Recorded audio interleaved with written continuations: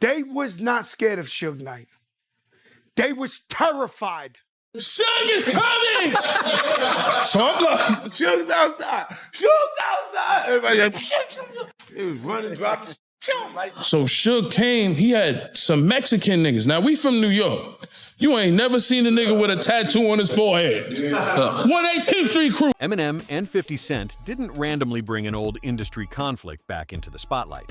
What they said recently sounded more like a warning than a throwaway comment, tied to long memories, unresolved loyalty, and decisions from the past that still haven't been forgiven.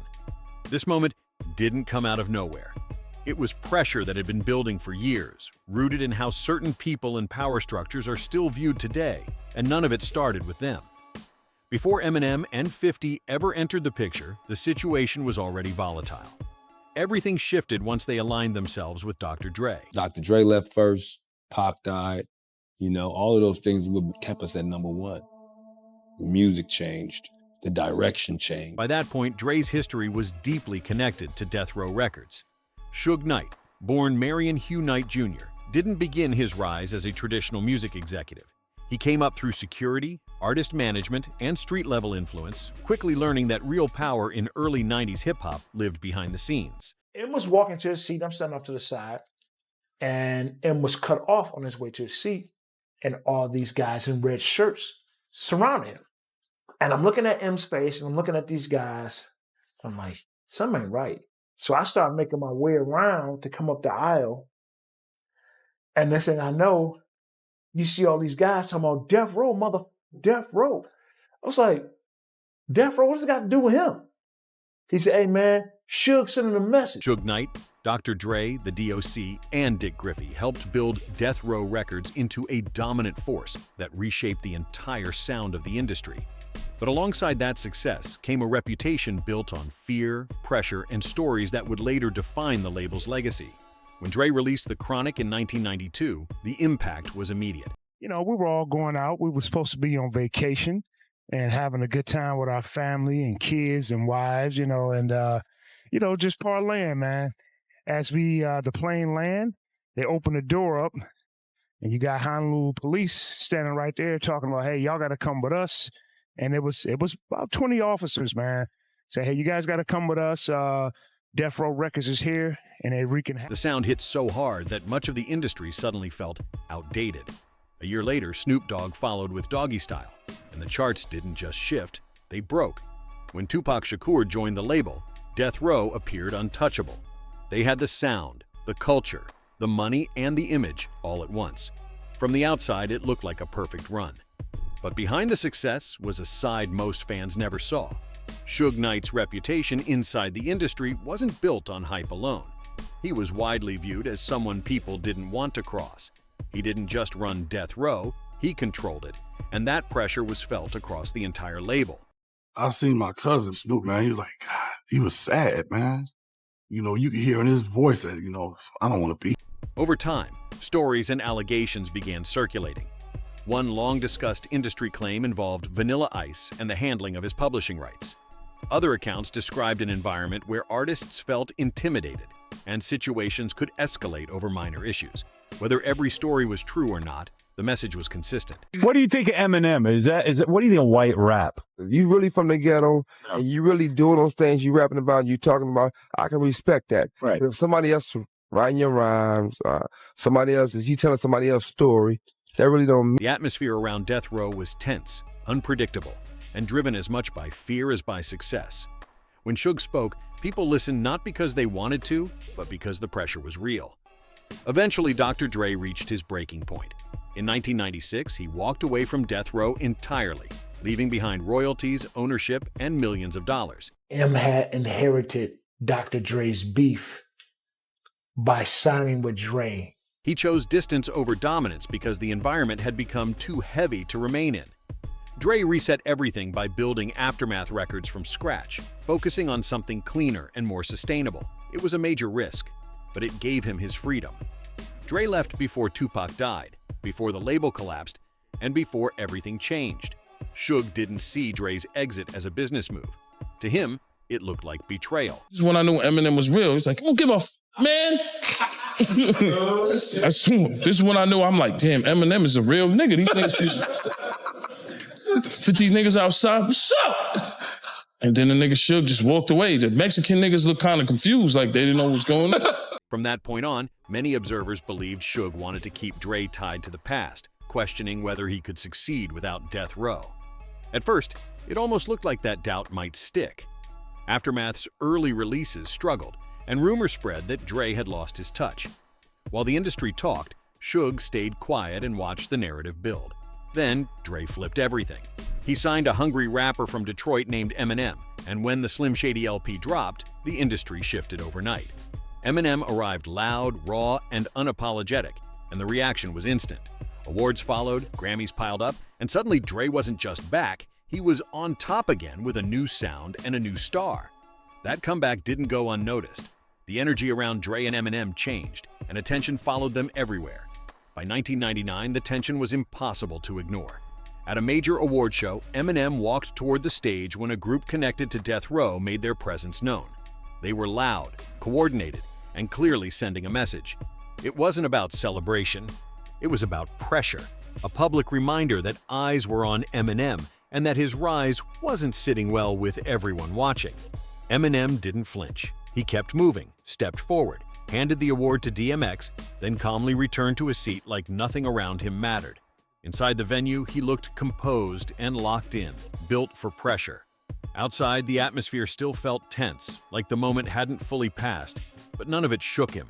By that point in his life, Eminem had already survived far worse. Industry pressure wasn't enough to slow him down, and every attempt to rattle him seemed to miss. As Eminem's success continued to grow, criticism followed closely behind. Questions about his image, his background, and whether he truly belonged in hip-hop became part of the ongoing narrative around his rise. But long before the spotlight intensified, Dr. Dre and Jimmy Iovine had already heard something different. One demo tape stood out immediately. It was a raw voice from Detroit that cut through everything else, carrying a hunger that couldn't be ignored. Eminem grew up with nothing handed to him. Raised by a single mother, broke, bullied, and grinding day to day, those early struggles didn't break him. They sharpened him. He battled relentlessly in Detroit's underground scene, building his edge in small, gritty venues. Being a white rapper in a culture led by elite black talent only added more pressure. Instead of backing down, he leaned into it and pushed harder. Every time he touched the mic, that hunger showed.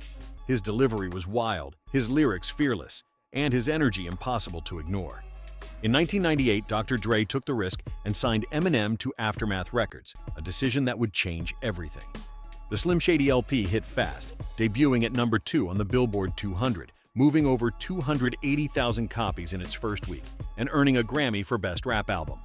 Dre was back on top, and together they became one of the most defining duos in hip-hop history. As their success exploded, tension grew on the sidelines. Observers watched as Death Row Records continued to fade. Tupac Shakur was gone, Suge Knight was incarcerated, and the empire that once dominated the industry was unraveling.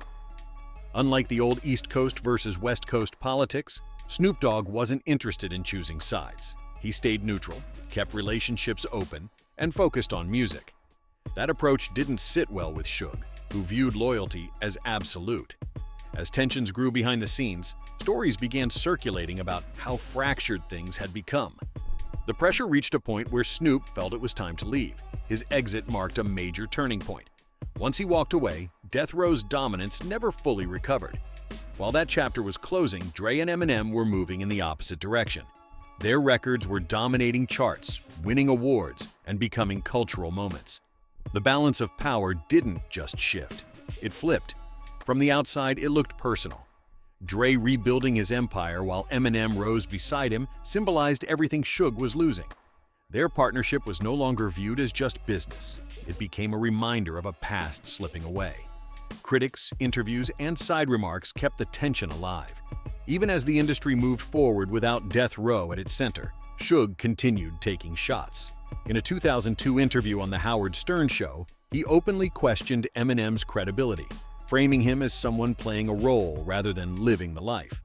Those comments added fuel to a tension that had been building for years. Around the same time, stories surfaced about a gathering in Hawaii that included major names like Dre, Snoop, Eminem, and their families. What was meant to be low-key reportedly became tense. According to accounts from people close to the situation, the atmosphere shifted enough that extra precautions were taken. Security was tightened to keep families safe and things controlled.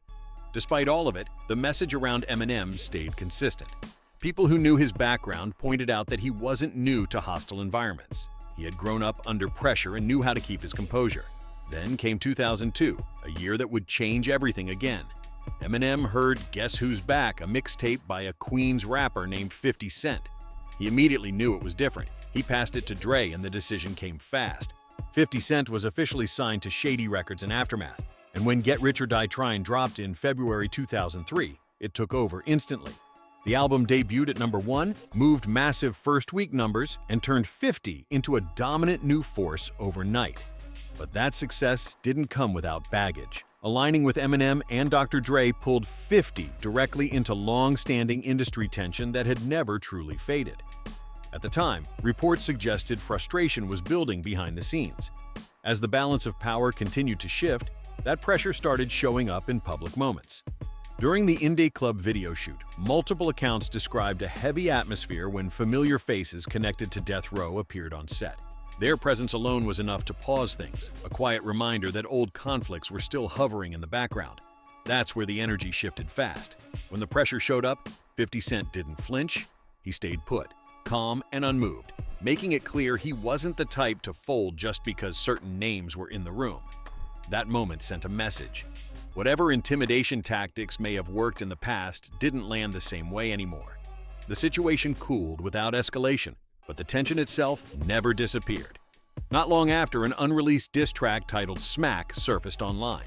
Eminem didn't dance around the issue. On the record, he directly addressed old industry figures, using the track to vent long-held anger and resentment. It's important to be clear here. These were lyrics and personal opinions inside a diss record, not statements of proven fact. Still, the words hit hard, referencing long-discussed hip-hop tragedies and reigniting conversations many people thought were buried. Once Smack leaked, it didn't spread quietly. It exploded online and instantly reopened early 2000s tensions. Even though it was a leaked record and never officially released, the reaction was real. Old beef resurfaced overnight, and the conversation caught fire across social media. Suge Knight never responded. No statement, no rebuttal, just silence. And that silence only fueled more speculation. Timelines filled with debates, breakdowns, and arguments from every angle. Some praised Eminem's hunger and refusal to let the past slide. Others pointed to 50 Cent's energy, standing firm, showing no fear. Together, that mindset explained their bond. Pressure didn't scare them. It fueled them. No folding, no backing down, just confidence and momentum every time they stepped into the spotlight.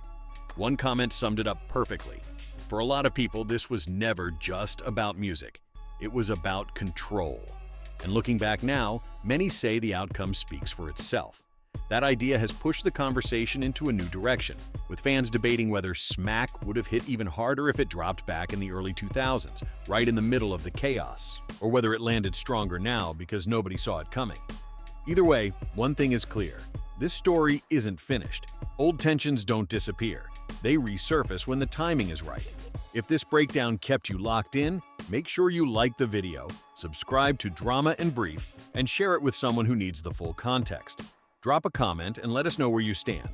Stay tapped in. We'll catch you in the next one.